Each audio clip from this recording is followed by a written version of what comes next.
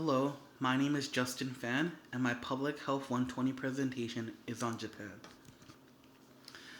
Japan, known as Nihon in Japanese, is an archipelago East Asian nation. The Japanese economy is highly developed and is the third largest economy in the world and 25th in GDP per capita. It is a highly developed nation according to the Human Development Index and boasts some of the longest life expectancies in the world, with females at 86.8 years and males at 80.5 years. Many experts believe that this longevity of life is due to the Japanese diet. Japanese cuisine focuses on quality over quantity, and they enjoy seasonal foods. The Japanese diet consists of short grain white rice, fish and other seafoods, soy products, green tea and coffee, and salted foods such as pickles.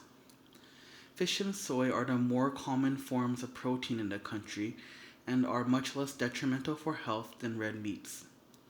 Fish and seaweed are also very commonly used to make a broth known as dashi that is found in many different forms in Japanese cuisine.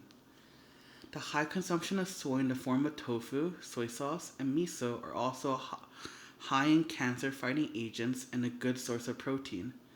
The most popular drink, green tea, is full of antioxidants, and the ground form matcha is even more rich as the whole leaves are consumed. Above all, the Japanese diet is very balanced in terms of portioning of each food group as well as seasoning. Japan boasts the highest life expectancies in the world for both genders. The illnesses that most commonly affect the Japanese population are cancer, heart disease, and stroke. Even though heart disease and stroke are listed as some of the most common deaths, they are considerably lower in rate than other developed nations. Even in mental health, the Japanese rank very lowly on the number of Alzheimer's cases in the country.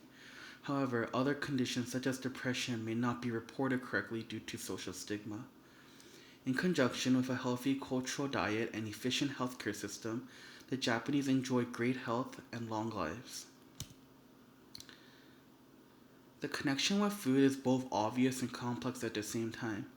The Japanese way of eating less and enjoying more helped them stay away from BMI-related diseases, such as obesity and the conditions that stem from it.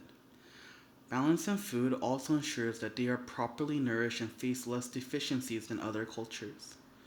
However, as fast food becomes more prevalent, there has been evidence of an increase of obesity and other related conditions as time goes on. Things get complicated when discussing soy and its products.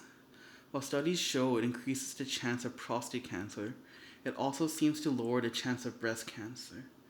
With that said, many experts feel it is okay to eat in moderation and is staple in the Japanese diet. Also, Japan has a very aggressive drinking culture that has a noticeable impact on cirrhosis of the liver cases. With all that said, thanks to the holistic nature of Japanese food, Japanese tend to be healthier than their other developed nation brethren. Japan was the first East Asian country to globalize, and that is evident in its food culture today.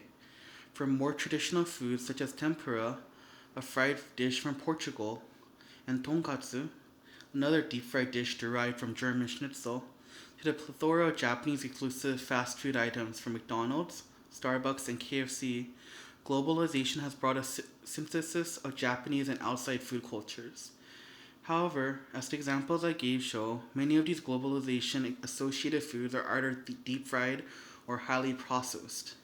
A lot of these foods take the rich flavor of the Japanese foods such as soy sauce and miso that are traditionally paired with healthier and leaner meats, vegetables, and soy, and use them on calorie-rich processed foods. Many of these options are cheap and delicious, making them very popular but very poor in nutrients and should be enjoyed sparingly.